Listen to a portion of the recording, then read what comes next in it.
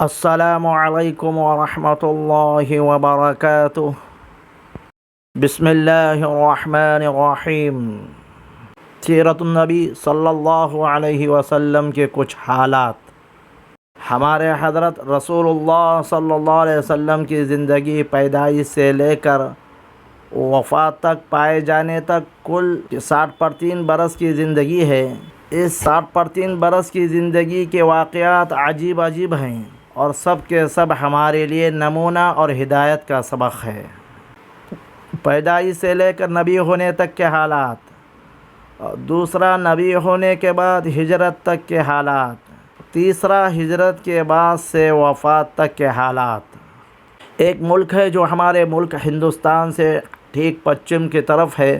اس ملک کے 3 طرف سمندر اور ایک طرف خشکی ہے۔ اس کا مشہور اور صدر مقام شہر مکہ ہے۔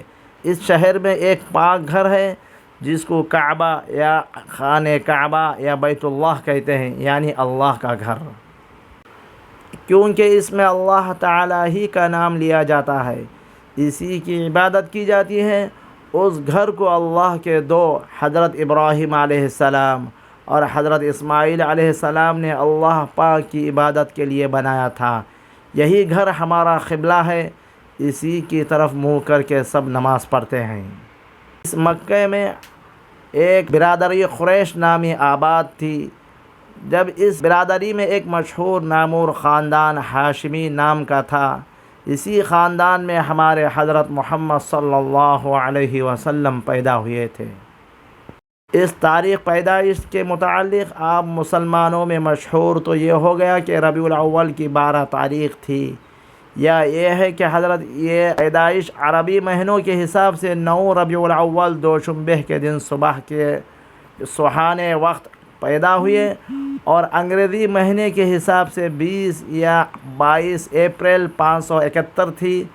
حضرت عیسیٰ علیہ السلام کے آسمان پر اٹھائے جانے کے تقریباً 600 برسوں کے بعد آپ کے والد کا نام عبداللہ اور والدہ کا نام آمینہ تھا، اور دادا کا نام عبد المطلب اور پردادا کا نام ہاشم تھا۔ آپ کی پیدائش سے کچھ ہی دنوں پہلے آپ کے والد کا انتقال ہو گیا تھا، مگر دادا بھی زندہ تھے۔ والد کے انتقال کی وجہ سے آپ یتیم ہو گئے تھے۔ حضرت کی پیدائش سے یتیمی کی حالت میں ہوئی تھی، مگر اللہ نے اس یتیم کو وہ شان عطا کی جو کسی مخلوق کو نصیب نہ ہوئی۔ آپ اپنے ماں باپ کے اکیلے بیٹے تھے، آپ کا کوئی بہن بھائی نہ تھا، اسی لیے آپ کو در یتیم بھی کہتے ہیں۔ ہمارے حضرت کے دادا عبد المطلب اپنے نوجوان بیٹے عبداللہ کے انتقال سے بڑے غمگین رہتے تھے، مگر جب بیٹے کی یادگار ہمارے حضرت کی پیدائش سے خوشخبری سنی تو بہت خوشی گھر میں آئے اور پوتے کو گود میں لے کر خانہ کعبہ گئے۔